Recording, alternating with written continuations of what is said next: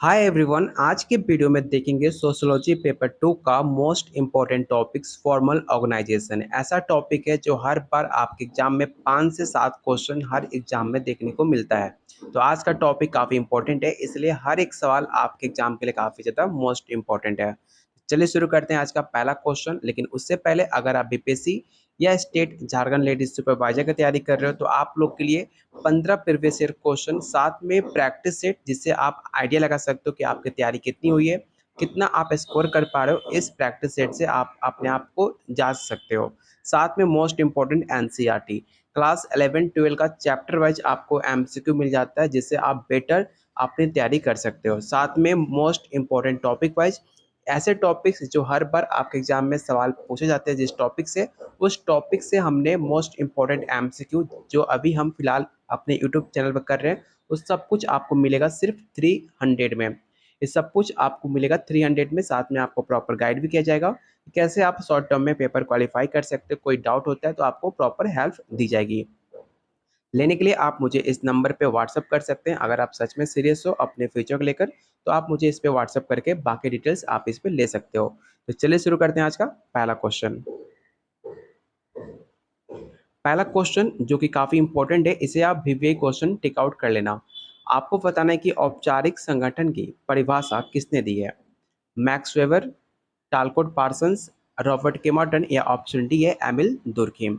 आपको बता दें कि हमने चारों टॉपिक्स पे ऑलरेडी टॉप 50 क्वेश्चन कंप्लीट किया हुआ है। अगर आपने वो वीडियो नहीं देखा है तो आप जाकर वीडियो के प्लेलिस्ट में चेकआउट कर सकते हो। हमने हर टॉपिक से टॉप 50 क्वेश्चन आप लोग के लिए रेडी किया था, जो काफ़ी इंपॉर्टेंट है आपके एग्जाम के लिए। तो क्वेश्चन फर्स्ट का जो राइट आंसर होगा ऑप्शन ए हो जाएगा, मैक्स वेबर। इस क्वेश्चन को आप जरूर याद रखना। सेकंड क्वेश्चन है, औपचारिक संगठन का मुख्य उद्देश्य क्या होता है। पहला ऑप्शन है व्यक्तिगत संतोष, संगठित कार्य, सामाजिक सेवा, या ऑप्शन डी है आर्थिक लाभ।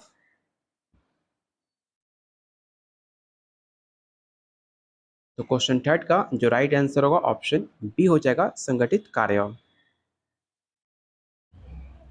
निम्नलिखित में कौन सा औपचारिक संगठन का एक उदाहरण है। आपसे फॉर्मल संगठन के बारे में पूछा जा रहा है। पहला ऑप्शन है परिवार, सेकंड ऑप्शन है व्यापारिक कंपनी, मित्र मंडल, या ऑप्शन डी है अनौपचारिक संगठन। दो तरह के संगठन होते हैं, एक औपचारिक होता है और दूसरा अनौपचारिक संगठन होता है। लेकिन आपसे क्वेश्चन में पूछा गया फॉर्मल संगठन का एक उदाहरण। तो याद रखिएगा, जितने भी आपके प्राइवेट कंपनियां होती हैं उसमें फॉर्मल आपके रूल होते हैं, कुछ रूल रेगुलेशन होते हैं, ड्रेस कोड होता है जिसको आपको फॉलो करना होता है।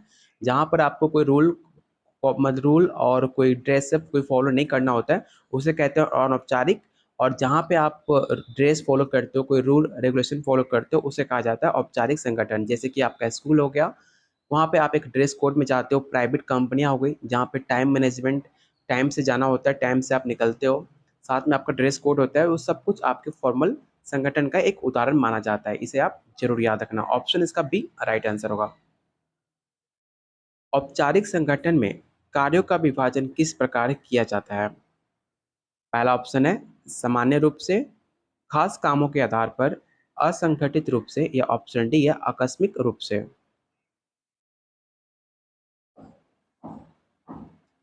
तो क्वेश्चन 4 का जो राइट आंसर होगा ऑप्शन बी हो जाएगा, खास कामों के आधार पर। चलते हैं क्वेश्चन नंबर 5 पे। आपको बताना है कि औपचारिक संगठन से निर्णय लेने की प्रक्रिया कैसी होती है। लोकतांत्रिक होती है, केंद्रीकृत होती है, अनौपचारिक होती है, या ऑप्शन डी है मुक्त होती है। इस क्वेश्चन को आप जरूर याद रखना।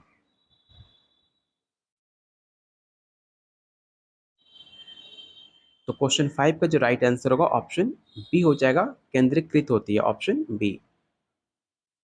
अगला क्वेश्चन जो कि काफी इंपॉर्टेंट है, मैक्स वेबर के अनुसार औपचारिक संगठन की कौन सी विशेषता नहीं है। जब भी आपसे क्वेश्चन में ना पूछे, सबसे पहले आप नहीं के नीचे अंडरलाइन कर लेना, जिसपे आपका ध्यान रहे कि क्वेश्चन में आपसे नहीं पूछा गया है। पहला ऑप्शन है पदानुक्रम, नियम और कानून, व्यक्तिवाद, या ऑप्शन डी है दक्षता।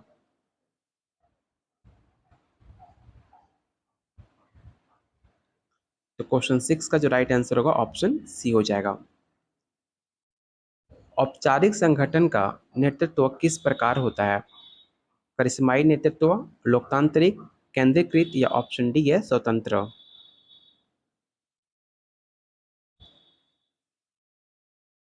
तो क्वेश्चन 7 का जो राइट आंसर हो जाएगा ऑप्शन सी हो जाएगा।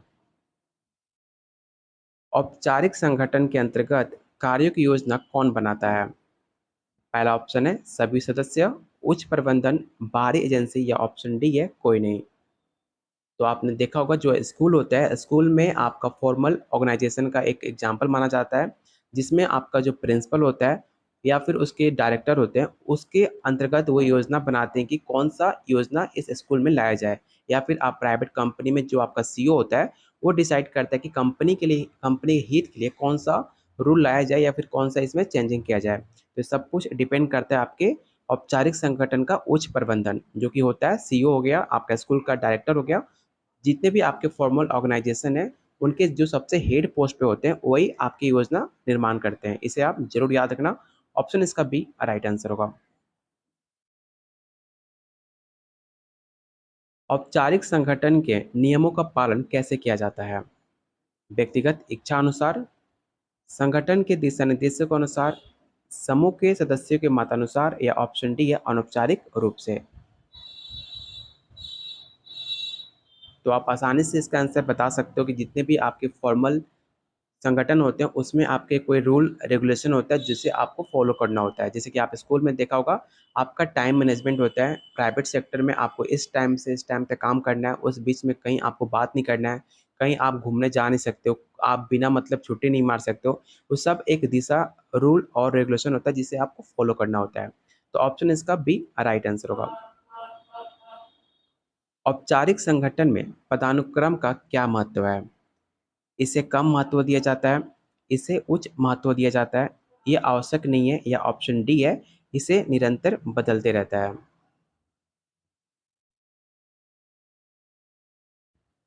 तो क्वेश्चन 10 का जो राइट आंसर होगा ऑप्शन बी हो जाएगा।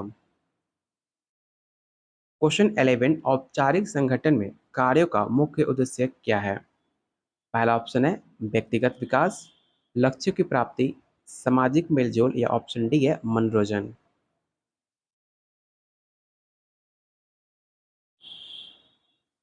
तो क्वेश्चन 11 का जो राइट आंसर होगा ऑप्शन आपका बी हो जाएगा, लक्ष्य की प्राप्ति।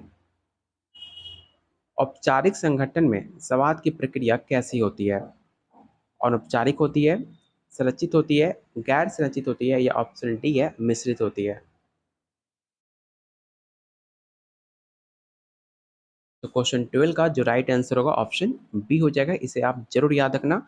अगर अभी तक आपने टेलीग्राम ग्रुप को ज्वाइन नहीं किया है तो टेलीग्राम ग्रुप आप जरूर ज्वाइन करना, क्योंकि यहाँ पर जितने भी आपके पीडीएफ होते हैं, कोई भी आपके अपडेट न्यूज़ होते हैं आपके टीचिंग रिलेटेड या फिर आपकी वैकेंसी से कोई भी नई वैकेंसी आती है आपके एग्जाम रिलेटेड, आपको सब कुछ यहाँ पर अपडेट मिल जाता है, जिसका लिंक मैंने डिस्क्रिप्शन बॉक्स और कमेंट बॉक्स में पिन कर रखा है, आप उसे जरूर ज्वाइन करना। क्वेश्चन नंबर 13 है, अनौपचारिक संगठन में नेतृत्व किस पर आधारित होता है? निजी संबंधों पर, पद और अधिकार पर, करिश्मा पर या ऑप्शन डी है अनौपचारिक मान्यता पर। तो करिश्माई अभी कभी भी आपके औपचारिक संगठन का हिस्सा होता ही नहीं है। और औपचारिक जब क्वेश्चन में आपसे पूछा जा रहा है फॉर्मल के बारे में, तो आप इनफॉर्मल कभी भी आपका राइट आंसर नहीं हो सकता। कभी भी प्राइवेट सेक्टर या आपका स्कूल जो होता है प्राइमरी में, कभी भी आपके निजी संबंधों रिलेशन पर नहीं चलता है, जबकि फॉर्मल ऑर्गेनाइजेशन जो होता है आपके पद और अधिकार पे, उसके डिसीजन पे चलता है। इसे आप जरूर याद रखना। ऑप्शन इसका बी राइट आंसर होगा। औपचारिक संगठन का कौन सा लाभ नहीं है? कार्यकुशलता, स्पष्ट नियम, अनौपचारिकता या ऑप्शन डी है उच्च उत्पादन।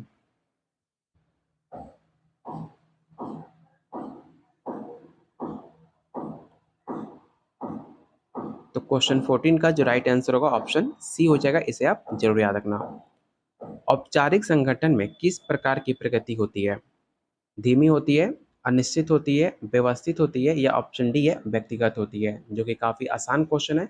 अगर आपने कभी भी प्राइवेट सेक्टर में या स्कूल में आपने काम किया होगा तो आप आसानी से बता सकते हो। जितने भी फॉर्मल ऑर्गेनाइजेशन होते हैं उसमें सारे काम आपके व्यवस्थित ढंग से होते हैं, क्योंकि उसमें रूल और रेगुलेशन काफ़ी ज़्यादा होते हैं, काफ़ी एक्टिव लोग होते हैं। इसलिए प्राइवेटाइजेशन सबसे ज़्यादा आजकल टाइम पे भारत में हो रहा है, क्योंकि गवर्नमेंट में है कोई रूल रेगुलेशन नहीं है, कोई ऊपर से देखने वाला नहीं है, कोई डर नहीं है। इसलिए प्राइवेट सेक्टर पे ज़्यादा फोकस किया जाता है, क्योंकि उसमें टाइम के साथ आप जितना काम करोगे उतनी आपकी सैलरी मिलती है। इसलिए उसमें सारे काम आपके व्यवस्थित ढंग से होती है। इसलिए इसका जो राइट आंसर होगा ऑप्शन सी हो जाएगा। औपचारिक संगठन के अंतर्गत किसका प्रबंधन आवश्यक होता है? कार्यस्थल का, व्यक्तिगत जीवन का, बाहरी संबंध का, या ऑप्शन डी है पारिवारिक जीवन। याद रखिएगा, अभी तक आपने नोट्स अगर नहीं लिया है तो आप नोट्स ले सकते हो। जिन्होंने नोट्स अभी तक ले लिया है तो आप मुझे व्हाट्सअप कर सकते हो, क्योंकि मैंने आपसे वादा किया था जो भी आप एग्ज़ाम की तैयारी कर रहे हो, चाहे झारखंड लेडी सुपरवाइजर हो, चाहे आप बीपीएससी 4.0 का हो, जब तक आपके एग्ज़ाम नहीं हो जाते जब तक आपके एग्ज़ाम नहीं हो जाते, जितने भी टॉपिक्स आपके यूट्यूब पे कराए जाएंगे वो सारे टॉपिक्स आपको दिए जाएंगे आपके एग्ज़ाम तक। क्योंकि आपके एग्ज़ाम तक हम डेली कुछ मोस्ट इंपॉर्टेंट टॉपिक्स आपको कवर करेंगे, जिससे आप बेटर प्रैक्टिस कर पाओ नोट्स लेकर। आप तो वीडियो से कर ही रहे हो, कम से कम आप प्रैक्टिस सेट लेकर डेली उसे प्रैक्टिस कर सकते हो। अगर आपने नोट्स लिया है तो मुझे व्हाट्सएप करके आज का पीडीएफ आप ले सकते हो। डेली आपके एग्जाम तक आपको पीडीएफ मिलेगा, तो आप मुझे व्हाट्सएप कर सकते हो।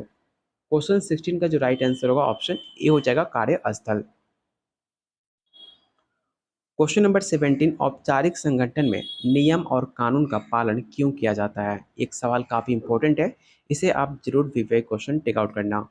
पहला ऑप्शन है व्यक्तिगत इच्छाओं के कारण, संगठन की सफलता के लिए, सामाजिक दबाव के कारण, या ऑप्शन डी है कानूनी बाध्यता के कारण।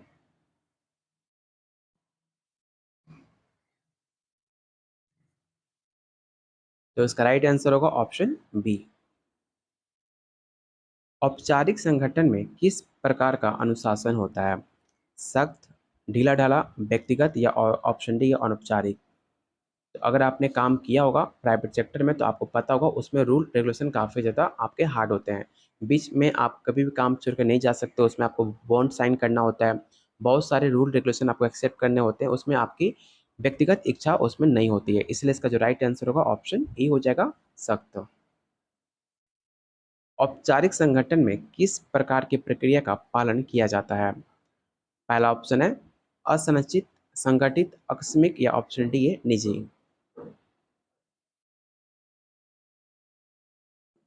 तो क्वेश्चन 19 का जो राइट आंसर होगा ऑप्शन बी हो जाएगा, संगठित। औपचारिक संगठन में किस प्रकार के उद्देश्यों का पालन होता है? व्यक्तिगत, सामूहिक, संगठनात्मक, या ऑप्शन डी है आकस्मिक। जितने भी आपके फॉर्मल ऑर्गेनाइजेशन है उसमें ग्रुप में आपने अगर प्राइवेट से स्कूल में पढ़ा होगा तो एक लास्ट के टाइम पे जितने भी स्कूल के मेंबर होते हैं वो साथ बैठकर ग्रुप में एक मीटिंग करते हैं और फॉर्मल ऑर्गेनाइजेशन के बारे में वो डिसीजन लेते हैं कि आगे हमें क्या सुधार करना है, क्या इस बार गलती हुई है, वो सब कुछ इस पर विचार करते हैं। इसका जो राइट आंसर होगा ऑप्शन सी हो जाएगा। क्वेश्चन 21, औपचारिक संगठन में काम का विभाजन कैसे होता है? समान रूप से, कार्य की जटिलता के अनुसार, व्यक्तिगत पसंद के अनुसार, या ऑप्शन डी या अनौपचारिक रूप से। तो हर किसी के अंदर अपनी एक कैपेबिलिटी होती है, आपके एक्सपीरियंस के हिसाब से आपको काम को बांटा जाता है कि आप किस काम में कितने एक्सपीरियंस हो, कौन से काम में आप काफ़ी ज़्यादा एक्टिव हो, उस हिसाब से आपके कामों की योजना दी जाती है। इसलिए इसका क्वेश्चन का 21 का जो राइट आंसर होगा ऑप्शन बी हो जाएगा, कार्य की जटिलता के अनुसार। औपचारिक संगठन में पदानुक्रम का कार्य क्या होता है? आपके पास चार ऑप्शन है, चारों ऑप्शन को आप रीड करो और बताओ क्वेश्चन 22 का राइट आंसर क्या हो सकता है।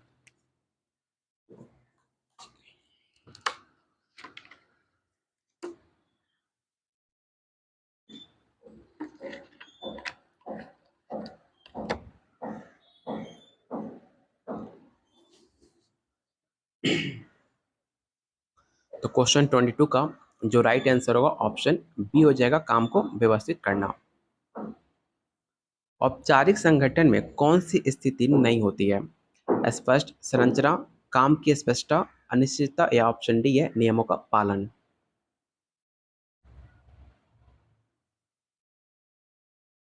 तो क्वेश्चन 23 का जो राइट आंसर होगा ऑप्शन सी हो जाएगा। औपचारिक संगठन में डिसीजन लेने की प्रक्रिया कैसे होती है? व्यक्तिगत होती है, सामूहिक होती है, केंद्रीकृत होती है, या ऑप्शन डी है स्वतंत्र होती है। कभी भी फॉर्मल ऑर्गेनाइजेशन में कभी भी जो डिसीजन होता है वो व्यक्तिगत कभी नहीं होता, ना कि कोई सामूहिक होती है। डिपेंड करता है कि सिचुएशन कैसा है और उस केंद्रीकृत पे डिपेंड करता है कि फॉर्मल ऑर्गेनाइजेशन में कौन सा बेटर डिसीजन हो सकता है? जो कि राइट आंसर होगा ऑप्शन सी। मैक्सिमम लोग गलती क्या करते हैं, इसका आंसर बी टिक आउट करते हैं, सामूहिक। जो कि राइट आंसर होगा ऑप्शन सी, केंद्रीकृत। इसे आप जरूर याद रखना। औपचारिक संगठन में कार्यकुशलता कैसे बढ़ती है? काम के विभाजन से, व्यक्तिगत प्रयास से, अनौपचारिक संबंधों से, या ऑप्शन डी सामाजिक मेल जोल से। इस चारों ऑप्शन काफ़ी ज़्यादा क्लोज है, तो ध्यान से ऑप्शन को रीड करना, क्योंकि इसमें चारों ऑप्शन काफ़ी पॉजिटिव है। तो याद रखिएगा, फॉर्मल ऑर्गेनाइजेशन में आपके काम के विभाजन से कार्यकुशलता बढ़ती है, मतलब आपके काम के आधार पर किस फील्ड में आप काफ़ी ज़्यादा एक्टिव हो, उस काम को डिवाइड करते हैं। तो क्वेश्चन 25 का जो राइट आंसर होगा ऑप्शन ए हो जाएगा।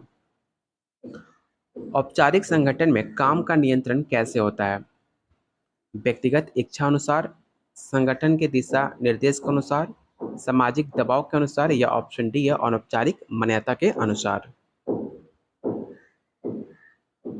तो क्वेश्चन 26 का जो राइट आंसर होगा ऑप्शन बी हो जाएगा। इसे आप जरूर याद रखना। अगर अभी तक आपने वीडियो को लाइक नहीं किया है तो प्लीज़ वीडियो को लाइक और शेयर आप जरूर करना, क्योंकि ऐसे कंटेंट और आपके टॉपिक्स को कवर करते हुए काफ़ी ज़्यादा में एफर्ट लगता है क्वेश्चन को टाइप करने में, क्वेश्चन को बनाने में। अगर आप चाहते हो डेली आपके सिलेबस के अनुसार आपको टॉपिक कवर किया जाए, तो प्लीज़ वीडियो को लाइक और शेयर जरूर करना। अगर आपको 1% भी आपके स्टडी में आपको हेल्प मिलती है, तो प्लीज़ वीडियो को लाइक और शेयर करके आप हमारा मोटिवेशन को जरूर बढ़ाना, जिससे हमको और आपके लिए बेटर कंटेंट और बेटर क्वेश्चन प्रैक्टिस आपको लोग के लिए करा सकें। तो प्लीज़ वीडियो को लाइक एंड शेयर जरूर करना। क्वेश्चन 27 है, औपचारिक संगठन में कार्यों का मुख्य तत्व क्या है? व्यक्तिगत संतोष, दक्षता, सामाजिक मेलजोल, या ऑप्शन डी है व्यक्तिगत स्वतंत्रता। तो क्वेश्चन 27 का जो राइट आंसर होगा ऑप्शन बी हो जाएगा। औपचारिक संगठन में संवाद का महत्व क्या होता है? आपके पास चार ऑप्शन है, चारों ऑप्शन को आप रीड करो और बताओ इसका राइट आंसर क्या होगा।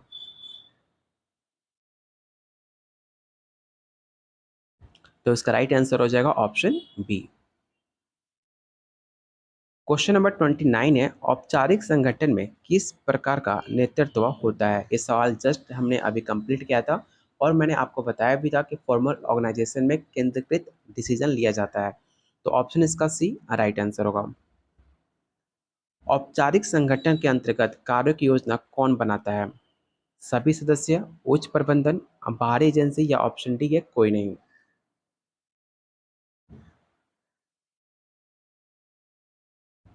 तो याद रखिएगा, उच्च प्रबंधन आपका फॉर्मल ऑर्गेनाइजेशन में आपका डिसीजन लेता है, जबकि अगर इनफॉर्मल की बात की जाए तो इनफॉर्मल में आपके सभी सदस्य का योजना होता है, हर किसी का एक अधिकार होता है बोलने का।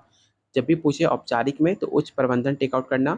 अगर आपसे पूछ ले इनफॉर्मल ऑर्गेनाइजेशन अनौपचारिक, तो उसमें सभी सदस्य आपके एक्टिव होते हैं, उनके हर किसी से उनका मत पूछा जाता है। लेकिन क्वेश्चन 30 का जो राइट आंसर होगा ऑप्शन बी होगा। औपचारिक संगठन में नियमों का पालन कैसे किया जाता है? आपके पास चार ऑप्शन है, चारों ऑप्शन को आप रीड कीजिए और बताइए इसका राइट आंसर क्या होगा।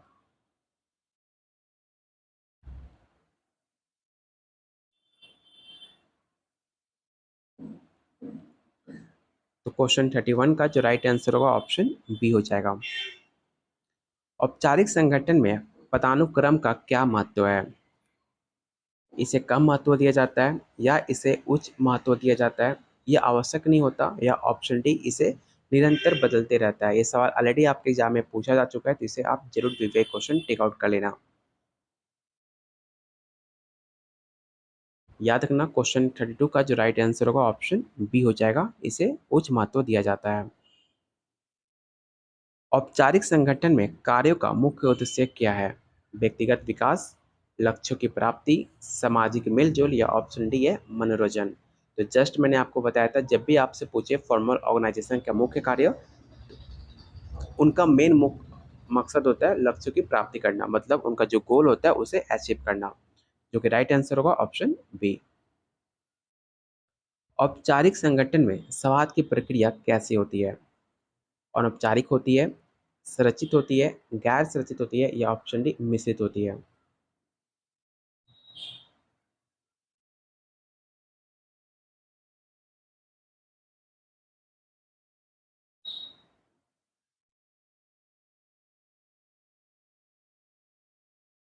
तो क्वेश्चन 34 का जो राइट आंसर होगा ऑप्शन आपका बी हो जाएगा।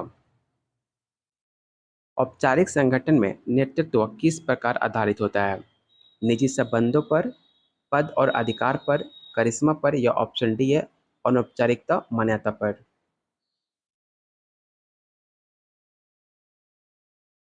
तो औपचारिक संगठन में जितने भी आपके नेतृत्व होते हैं वो आपके पद और अधिकार पे होते हैं।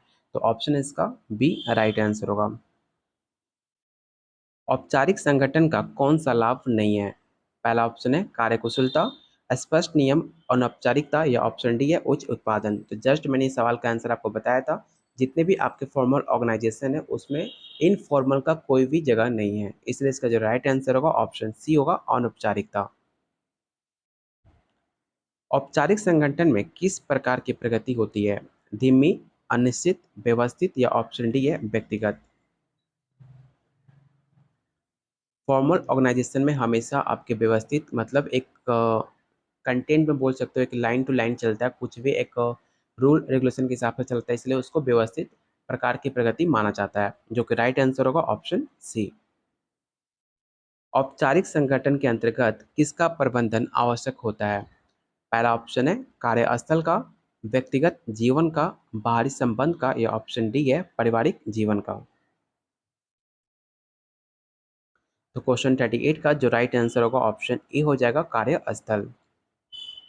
औपचारिक संगठन में नियम और कानून का पालन क्यों किया जाता है? ये सवाल काफ़ी ज़्यादा इंपॉर्टेंट है, इसे आप जरूर याद रखना कि फॉर्मल ऑर्गेनाइजेशन में रूल एंड रेगुलेशन क्यों पालन किया जाता है। और जस्ट मैंने आपको कई बार बताया भी है कि फॉर्मल ऑर्गेनाइजेशन में रूल एंड रेगुलेशन इसलिए होता है कि उनके संगठन और उनकी सफलताओं का जो मुख्य आधार है वो है आपका रूल एंड रेगुलेशन। अगर वो रूल रेगुलेशन इतना हार्ड नहीं करेंगे तो उसका काम रिजल्ट नहीं निकलेगा और ना लोग उससे मोटिवेट होंगे, ना उनका रिजल्ट, ना अपना गोल अचीव कर सकते हैं। इसलिए उनके रूल और रेगुलेशन काफ़ी ज़्यादा हार्ड होते हैं और सब किसी को पालन करना होता है। तो क्वेश्चन 39 का जो राइट आंसर होगा ऑप्शन आपका बी हो जाएगा, संगठन की सफलता के लिए ऑप्शन बी। और आज का लास्ट क्वेश्चन रहेगा, औपचारिक संगठन में किस प्रकार का अनुशासन होता है? और आंसर बताने से पहले अगर अभी तक आपने वीडियो को लाइक नहीं किया तो प्लीज़ लाइक ज़रूर करना, क्योंकि एक लाइक हमें काफ़ी मोटिवेट करेगा आप लोग के लिए डेली और बेहतरीन क्वेश्चन लाने के लिए। तो क्वेश्चन 40 का जो राइट आंसर हो जाएगा ऑप्शन ए हो जाएगा। अगले वीडियो आप किस टॉपिक पे देखना चाहते हो आप जाकर सिलेबस को आप देखो। सिलेबस में जाकर आप कोई भी टॉपिक्स आप मुझे कमेंट कर सकते हो वीडियो खत्म होने के बाद, जिस पे आप अगले वीडियो देखना चाहते हो। ऐसा करने से मुझे भी थोड़ा हेल्प मिल सकता है कि मैं टॉपिक्स खोजने खोजने में उतना टाइम ना देकर आप टॉपिक मुझे सजेस्ट करते हो तो मुझे और आसानी होगी जल्दी से क्वेश्चन और बनाने के लिए और आपके सामने क्वेश्चन को लाने के लिए। तो आप ज़रूर कमेंट बॉक्स में कमेंट करना कि अगले वीडियो आप किस टॉपिक पे देखना चाहते हो। डेली जो भी आपके टॉपिक्स वीडियो में कवर होते हैं वो सारे नोट्स आपको, अगर आपने पेड नोट्स लिया हुआ है तो आपको डेली आपको नोट्स शेयर किया जाएगा, जिससे आप बेटर प्रैक्टिस कर पाओ अपने एग्ज़ाम के लिए। जब तक आपके एग्ज़ाम ख़त्म नहीं हो जाते प्रॉपर आपको हेल्प किया जाएगा, प्रॉपर आपको गाइड भी किया जाएगा और डेली आपको नोट्स शेयर किया जाएगा, जिससे आप डेली अपने घर पे बैठ के आप उसे अच्छे से प्रैक्टिस कर पाओ अपने एग्ज़ाम के लिए। अगर आप पेड नोट्स लेना चाहते हो जिसके अंदर आपको 15 प्रीवियस ईयर क्वेश्चन, साथ में आपको 10 प्रैक्टिस सेट मिलेगा। प्रीवियस ईयर क्वेश्चन से एक आइडिया मिल जाता है कि आपका क्वेश्चन कैसे पूछता है एग्जाम में, किस लेवल क्वेश्चन पूछता है। साथ में प्रैक्टिस सेट जब आप अटेम्प्ट करते हो तो आप स्कोर कितना कर पा रहे हो, इससे आप आइडिया लगा सकते हो कि आपकी तैयारी कितनी हुई है। साथ में मोस्ट इंपॉर्टेंट एनसीईआरटी किसी भी एग्जाम का जान होता है। एनसीईआरटी अगर आपका कंप्लीट है, एनसीईआरटी आपका बेस होता है, अगर आप उसे अच्छे से कंप्लीट कर लेते हो तो किसी भी एग्ज़ाम को आप आसानी से क्रैक कर सकते हो, क्योंकि सारे टॉपिक्स आपके एनसीईआरटी से जाकर मिलते हैं। साथ में आपको मोस्ट इंपॉर्टेंट टॉपिक वाइज जो ऐसे टॉपिक्स जो आपके पिछले बार अदर स्टेट या आपके झारखंड हो, बिहार हो, चाहे आपका यूपी हो, ऐसे एग्जाम में जो टॉपिक से ज़्यादा क्वेश्चन पूछे जाते हैं उस टॉपिक से हमने टॉप 50 क्वेश्चन आप लोगों के लिए रेडी किया हुआ है, जिससे आप उससे भी बेटर प्रैक्टिस कर पाओ। इतना कुछ कंटेंट आपको कहीं भी नहीं मिलेगा और साथ में आपको प्रॉपर गाइड भी किया जाएगा। कोई भी आपको डाउट होता है तो आप मुझसे सवाल कर सकते हो, आप मुझसे बात भी कर सकते हो। इस नंबर पे व्हाट्सएप करके बाकी डिटेल्स आप यहाँ ले सकते हैं। डेली बहुत सारे बच्चे ले रहे हैं, अगर आप भी सीरियस हो अपने फ्यूचर को लेकर तो आप मुझे व्हाट्सएप करो और अभी से आप तैयारी अपनी स्टार्ट करो। और क्योंकि एग्ज़ाम में काफ़ी कम टाइम बचा आपके झारखंड में, तो आप जल्दी से अपनी तैयारी को कर सकते हो और सब कुछ आपके सिलेबस के अकॉर्डिंग होगा। तो लेने के लिए आप मुझे इस नंबर पे व्हाट्सएप कीजिए। तब तक के लिए कीप वॉचिंग, कीप शेयरिंग।